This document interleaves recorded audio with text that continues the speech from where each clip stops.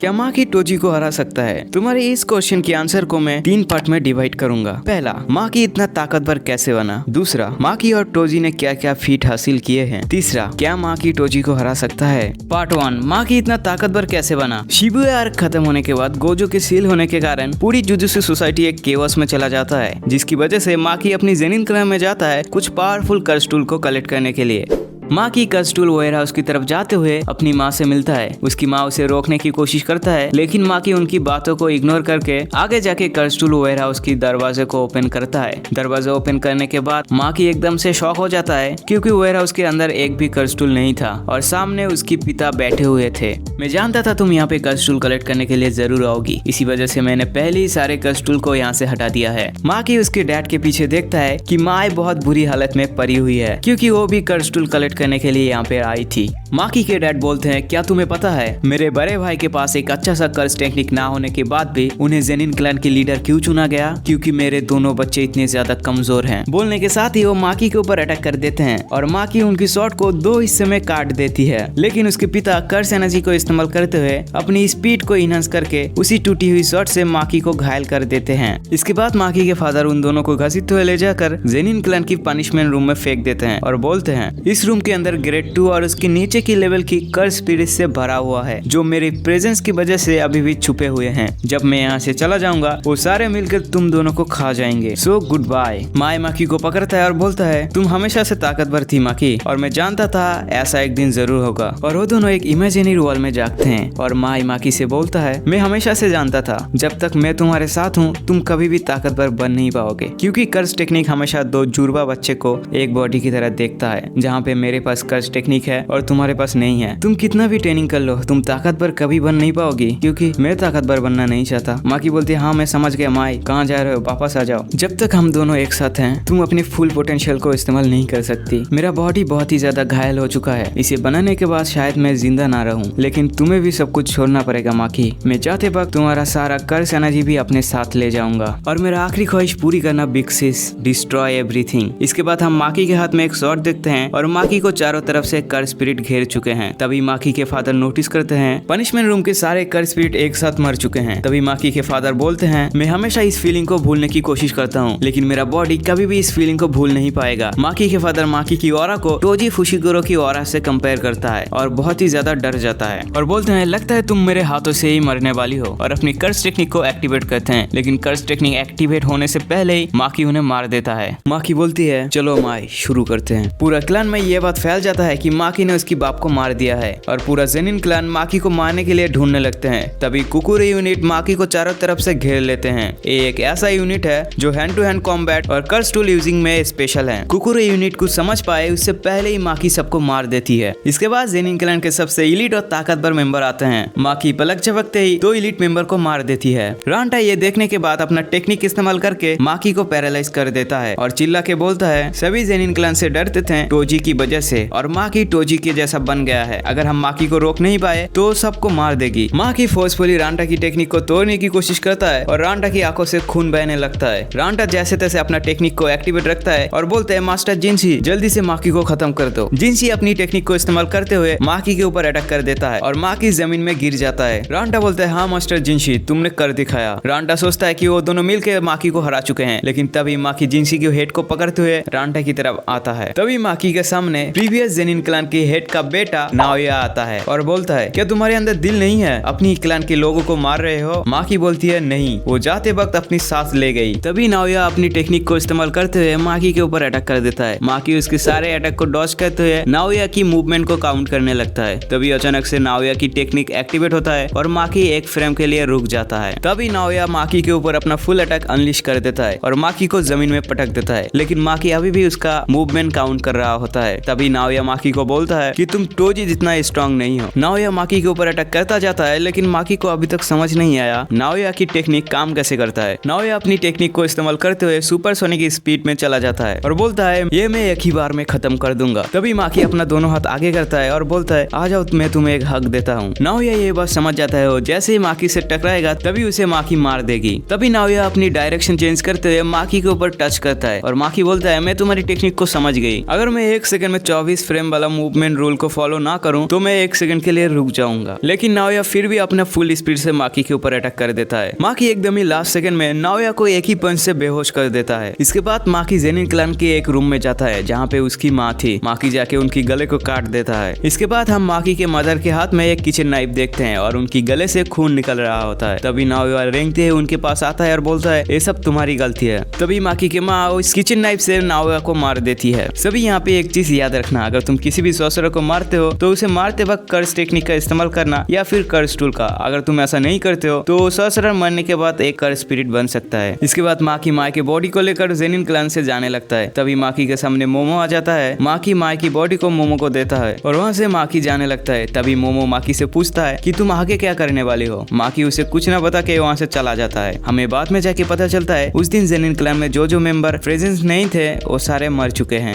Part 2, माकी और टोजी क्या क्या फीट हासिल किए हैं। कर्स एनर्जी ना होने के बाद भी माकी और टोजी जुजुत्सु काइसेन के अंदर सबसे ताकतवर कैरेक्टर में से एक है। जहाँ पे टोजी गोजो और गेटो को अपनी स्टूडेंट ईयर में सिंगल हैंडली डिफीट कर दिया था, जो अपने जनरेशन के सबसे ताकतवर सॉर्सरर थे। इस तरफ माकी ने अकेले ही पूरी जेनिन क्लैन को डिफीट कर दिया था। कर्स एनर्जी ना होना एक शराब से ज्यादा वरदान साबित हुआ है माकी और टोजी के लिए, जहाँ पे सॉर्सरर कर्स एनर्जी को सेंस करके अपनी ओपोनेंट की मूवमेंट को फॉलो करता है और इन दोनों के पास कर्स एनर्जी ना होने की वजह से ये सॉर्सरर के सामने ऑलमोस्ट इनविजिबल हैं। अगर हम इन दोनों की ड्यूरेबिलिटी के बारे में बात करें, हेवनली रिस्ट्रिक्शन की वजह से दोनों की बॉडी स्टील से भी ज्यादा स्ट्रॉन्ग है। यहाँ पे टोजी गोजो के रेट से पॉइंट ब्लैंक रेंज में मार खाने के बाद भी ज्यादा कुछ नहीं हुआ था। इस तरफ माकी भी सुकुना के एक पावरफुल पंच खाने के बाद भी ज्यादा फर्क नहीं पड़ा था। अगर हम स्पीड के बारे में बात करें, गोजो टोजी की मूवमेंट को ठीक से फॉलो नहीं कर पा रहा था। इस तरफ माकी भी नाओया को एक ही पंच से बेहोश कर देता है, जो कि सुपरसोनिक की स्पीड में माकी की तरफ आ रहा था। पार्ट 3, अगर इन दोनों के अंदर लड़ाई होता है तो कौन जीतेगा। स्ट्रेंथ, ड्यूरेबिलिटी और स्पीड के मामले में माकी और टोजी इक्वल हैं और ये फाइट कौन जीतेगा ये बात आके रुकता है दो चीज के ऊपर। फर्स्ट कर्स टूल एंड सेकंड इंटेलिजेंस। माकी के पास है सोल लिबरेशन ब्लेड, जो कि सीधा सोल के ऊपर अटैक करता है। तुम बाहर से कितना भी ड्यूरेबल क्यों ना हो जाओ, ये शॉट तुम्हें एक ही बार में काट देगा। सोल लिबरेशन ब्लेड ओरिजिनली टोजी का वेपन था, जो बाद में माया अपनी लाइफ को सैक्रिफाइस करके माकी के लिए भी एक बनाता है। टोजी का सेकंड वेपन है द चेन ऑफ 1000 माइल। जब तक तुम इस चेन की एंड हिस्से को अपनी ओपोनेंट से छुपा के रखते हो, तब तक तुम जितना चाहो इस चेन को लंबा कर सकते हो। टोजी का थर्ड वेपन है इन्वर्टेड स्पीयर ऑफ हेवन, जो किसी भी टेक्निक को नलिफाई कर सकता है। वैसे देखा जाए तो माकी के पास कोई भी टेक्निक नहीं है, तो ये नॉर्मल शॉट की तरह ही काम आएगा। माकी के पास सिर्फ एक ही कर्स टूल है, जो सोल लिबरेशन ब्लेड है, जो कि टोजी बहुत पहले से ही इस्तेमाल करता हुआ आ रहा है। टोजी फाइटिंग शुरू होने से पहले ही प्लानिंग करना शुरू कर देता है। टोजी कैसे प्लान करके सातोरु गोजो को हराया था, ये तो हम सब ने देखा ही है। अगर टोजी गोजो की गले काटने की जगह उसकी माथे के ऊपर वार करता तो टोजी गोजो को मार ही देता। माकी सालों तक जेनिन क्लैन में था और वो जानती है जेनिन क्लैन के लोग कितने ज्यादा रूथलेस हैं, लेकिन वो फिर भी बिना कोई प्लान के ही जेनिन क्लैन में जाता है और ऑलमोस्ट मरने ही वाली थी। देखा जाए तो यहाँ पे टोजी माकी से ज्यादा मेंटली स्ट्रॉन्ग है। टोजी प्लान के बिना कोई भी काम नहीं करता और टोजी लड़ते वक्त हर चीज की इस्तेमाल करता है जो उसे जीत हासिल करने में मदद करेगा। यहाँ पे माकी के पास सिर्फ एक ही कर्स टूल है, सोल लिबरेशन ब्लेड, जो टोजी सालों से इस्तेमाल किया है। टोजी कोई ना कोई तरीका ढूंढ ही लेगा सोल लिबरेशन ब्लेड से कैसे डील किया जाए। मेरे ख्याल से यहाँ पे टोजी के जीतने के चांसेस ज्यादा है। और तुम्हें क्या लगता है यहाँ पे माकी के जीतने के चांसेस कितने % है? कमेंट में जरूर बताना। वीडियो पे लाइक और चैनल को सब्सक्राइब कर लेना। मिलते हैं किसी नए वीडियो पे।